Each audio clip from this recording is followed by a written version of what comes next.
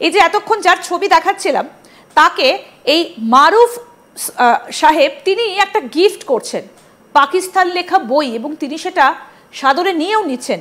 সেই ছবিটা দেখাবো এবং আরও এক সুন্দরীর সঙ্গে কোথাও একটা যাওয়ার তাল করছেন। আসুন এই দুটো ছবি পরপর একটু দেখাই, আমি প্রোডাকশন টিমকে বলবো দুটো ছবি দেখাতে। এই যে দেখুন, একে কি সুন্দরভাবে একটা বই উপহার দিচ্ছেন। বইটা কি সেটাও আমরা দেখিয়ে দিয়েছি। এই যে বই কি উপহার দিচ্ছেন এই নাফসিন মাহিনাজ আজিরিনকে, এবং একই সঙ্গে আরও একজনের সঙ্গে মারুফ সাহেব তিনি একটা কোথাও যাচ্ছেন। আমি পরের ছবিটাও একটু প্লে করতে বলবো একই সঙ্গে। এই যে দেখুন, হাফিজা হক শাহ বাংলাদেশ ব্যাংকের সহকারী পরিচালক, এবং তার সঙ্গে হন্তদন্ত হয়ে কোথাও একটা চললেন। মানে এই দুই টপ সুন্দরী স্পাই, এদের মধ্যেই কি লুকিয়ে রয়েছে পাক ভারত যুদ্ধের মিসিং লিঙ্ক? দাদা কি মনে হয়, ছকটা কি কোথাও একটা এখান থেকেই তৈরি হয়েছে? এখানে এদেরকে দিয়ে যে কাজগুলো সাধারণত করায় সেটা হচ্ছে যে ধরেন কাউকে কোনো একটা কাজে বাধ্য করানো, তারপর হচ্ছে যে কোনো ইনফরমেশন নিয়ে আসা।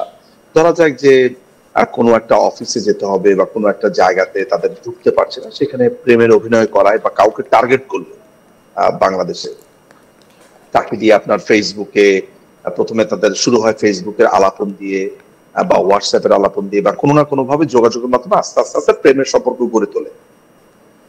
তো বাংলাদেশে এরা আসলে একটা চক্রটা হচ্ছে যে ধরেন এই পাকিস্তানি আইএসআই তো নানান ধরনের সেখানে উইং গুলো আছে, যেমন ধরো তাদের জঙ্গি উইং আছে, তাদের ইন্টারন্যাশনাল রিলেশন উইং আছে।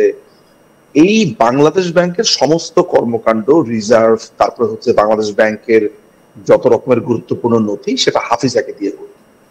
তো হাফিজার সাথে যখন তার শারীরিক সম্পর্কটা হয়ে যায়, এই আরেক মধুবালা এই হাফিজা এইটা ভালোভাবে নিতে পারেনি এই নাফসিনের ব্যাপারে আমরা গত প্রায় 3 মাস আগে যখন আমরা নাফসিনকে একটা প্রোগ্রামে দেখি এবং যখন দেখি যে সে অত্যন্ত অ্যাক্টিভ, তখন যেটা আমরা করি আমাদেরও কিছু এখানে মেকানিজম আছে। আমরা নাফিসার সাথে এই আপনার লাল বদর যারা আছে, এই যে জঙ্গি টোকাই, এরকম সেজে আমরাও আমাদের অ্যাসেট গুলোকে নাফসিনের সাথে আমরা যোগাযোগের চেষ্টা করি, বন্ধুত্ব করবার, তার থেকে কথা বের করবার। কিন্তু সে এত ট্রেন্ড এবং এত সতর্ক যে আমরা সামান্য কিছু কথা বের করতেও আমাদের বেশ পেতে হয়েছে। তারপরেও বেশ কিছু তথ্য আমরা বের করেছি। এটা পুরো বাংলাদেশ সহ ওরা যে জিনিসটা করে সেটা হচ্ছে যে আপনি খেয়াল করে দেখবেন, এর আগেও আমি এই প্রোগ্রামে বলেছি যে ইউটিউবে আপনার দেখবেন যে বাংলাদেশের 7ই মার্চের ভাষণ ছেড়ে দিয়ে সেটাকে প্রশংসা করা, তারপরে বাংলাদেশ সম্পর্কে বিভিন্ন প্রোগ্রাম করা, অনেক পজিটিভ ব্যাপারগুলোকে আনা, এইগুলোর স্ক্রিপ্ট তৈরি করে দিত। ওগুলোর স্ক্রিপ্ট তৈরি করে দিত নাফসিন, অর্থাৎ কোন জিনিসটা নিয়ে কথা বললে মানে একটা স্ট্র্যাটেজি ঠিক করা। সো এই যারা বাংলাদেশে বড় হয়েছে কিন্তু পাকিস্তানি আপনার এইসব ভাবধারাকে ওরা 20টাই পাকিস্তানি, আসলে বাবা মা তো আসলে পাকিস্তানি, আটকে পড়ে গিয়েছিল মুক্তিযুদ্ধের পরে, পাসপোর্ট জটিলতাতে তারা দীর্ঘদিন যেতে পারেনি, এখানে পড়াশোনা করেছে। এই মেয়েটির ফ্যামিলির টাকা পয়সা থাকার কারণে ভালো ইউনিভার্সিটি কলেজে পড়তে গিয়ে, এবং সে পাকিস্তানি এমবেসি কিন্তু এদেরকে পিক করে, আপনার যে জেনেভা ক্যাম্পের যারা ওই টোকাই বস্তি আছে ওদের কিন্তু পিক করে না, কারণ একে পিক করলে যেটা হবে, একে আপনি এই মধুবালাকে কিন্তু আপনি বিভিন্ন মধুচন্দ্রিমাতে পাঠাতে পারবেন, বিভিন্ন জায়গাতে অফিসে পাঠাতে পারবেন। দেখলে ধরেন আপনার সেসব যারা ধরেন মধুখোর তারা হয়তো বা দেখলে এদেরকে হয়তো বা অ্যাট্রাক্টেড ফিল করে। আলটিমেটলি যেটা হয়েছে যে এরা হচ্ছে এই অ্যাসেট গুলোকে আপনার 2 বছর 3 বছর বা এই ধরনের সময় ইউজ করে, তখন নতুন আপনার যোগ করে, কারণ একজনকে তো মুখ চেনা হয়ে যায়, তাকে দিয়ে যখন আপনার 4টা-5টা মিশন হয়ে যায় তখন আবার নতুন করে কাউকে খোঁজে। আমরা গতকাল একজনের ছবি দেখিয়েছিলাম, আজকে আরেকজনের ছবি দেখালাম। একটা টুইট এবার আমি একটু দেখাবো যে ঈদের পার্টিতে সেকেন্ড দিন ঈদের এনাকে ইনভাইট করেছিলেন মারুফ আহমেদ এবং সৈয়দ আহমেদ মারুফ, এবং তারপর তিনি একটা টুইট করেছেন। তিনি লিখেছেন কি সেটা এবার দেখাবো, যে তিনি লিখেছেন এই যে ঈদের দ্বিতীয় দিনে বিশেষ অতিথি হিসেবে পাক হাই কমিশনার সৈয়দ মারুফ আমন্ত্রণ জানান ঢাকার পাকিস্তান হাউসে। হাই কমিশনার নিজে সেখানে উপস্থিত ছিলেন। আমি সেখানে বেশ কিছু বিষয় নিয়ে আলোচনা করি, সেখানে যেতে পেরে খুবই আপ্লুত তো বটেই, তাকে দেখেও বোঝা যাচ্ছে যে কিছু বিষয় নিয়ে আলোচনা হয়েছে। আমি একটা জিনিস আপনার কাছে একটু জানতে চাইবো যে এদেরকে পাঠিয়ে হাই কমিশনের অফিস থেকে বিভিন্ন জনকে হানি ট্র্যাপে ফেলা হয়, কিন্তু এই মারুফ আহমেদ তিনি কিভাবে এই ট্র্যাপের মধ্যে পড়ে গেলেন? একসঙ্গে দুজনের প্রেমে কিভাবে তিনি জড়িয়ে গেলেন সবকিছু জানা সত্ত্বেও? এইটার ব্যাপারটা আমরা মানে আমি এখন যে কথাগুলো বলছি এগুলো হচ্ছে বাংলাদেশের দুটো গোয়েন্দা সংস্থা থেকে সেপারেট তথ্য নিয়ে আপনাকে একটা আমি কম্বাইন বলছি।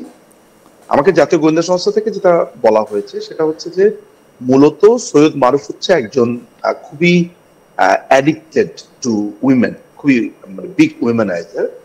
ও এর আগেও ওর এই বড় ধরনের কুখ্যাতি আছে তার, এই আপনার মধুবালাদেরকে নিয়ে তার জীবনযাপন অন্যান্য জায়গাতেও সেই কাজটি করেছে।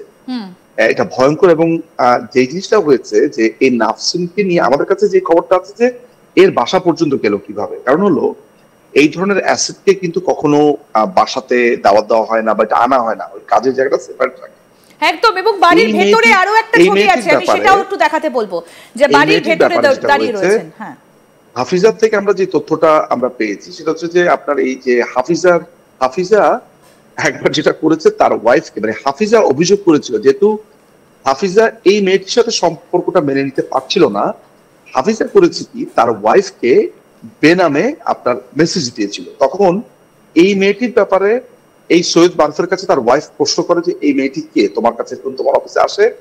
তখন জিনিসটাকে স্বাভাবিক করবার জন্য, যাতে জিনিসটাকে স্বাভাবিক দেখায়, ফ্যামিলির সাথে পরিচয় করিয়ে দিয়েছে।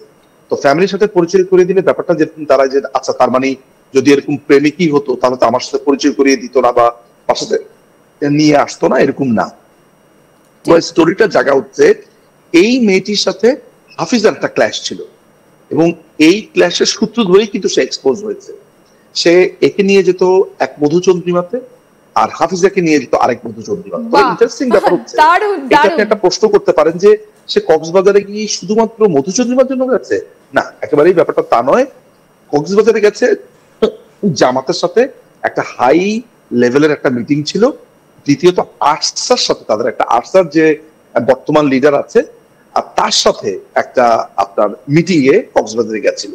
তো যাওয়ার সময় হাফিজাকে নিয়ে গিয়েছে এবং এই ব্যাপারটা কিন্তু জানাজানি হয়েছে। আমি এটা নট শিওর যে এটাকে নাফসিনের মাধ্যমে তার ওয়াইফ জেনেছে, বাট তার ওয়াইফ জেনেছে এবং ওয়াইফ এটা নিয়ে রিয়াক্ট করে।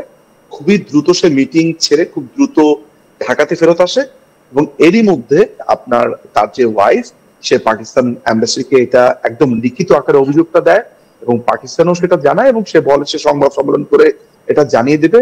এরকম একটা অবস্থাতে তারা জিনিসটাকে বেগতিক দেখে দ্রুত আপনার এই সৈয়দ মারুফকে আপনার ইসলামাবাদে তারা ডেকে নিয়ে যায়, কারণ